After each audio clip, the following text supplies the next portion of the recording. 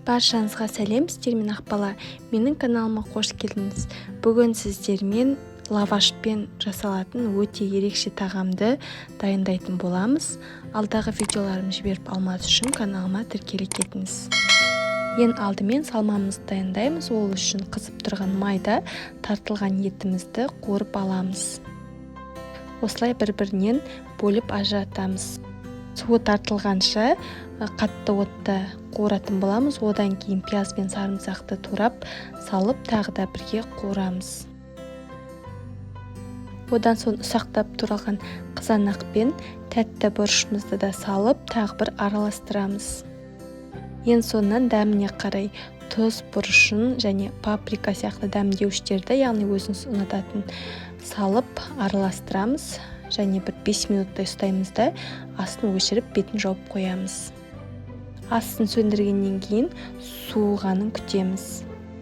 Одан кейін лавашты пісіретін ыдысымыздың формасына келтіріп қиятын боламыз. Және де осындай кіші бөлшектерге тағы да қиып шығамыз.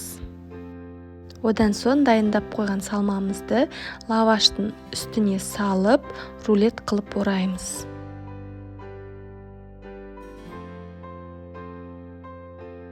Орап алғаннан кейін формамызға бір-біріне жақын етіп тығыздап орналастырамыз.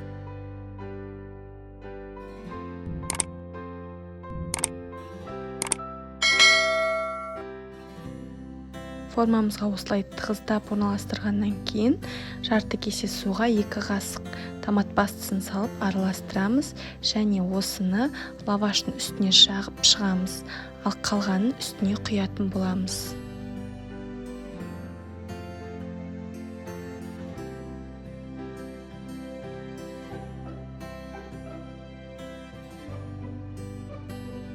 Ең соңынан үкіштен өткізілген ірімшікті бетіне толтырып салып шығамыз. Қызып тұрған 180 градус пешке 15-20 минутқа саламыз.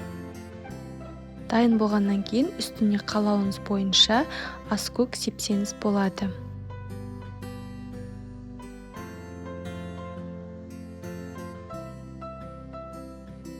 Мінекей осымен лаваштан жасалған тағамымыз дайын болды. Кешкі асқа өте ерекше болады. Жасап көруге кеңес беремін.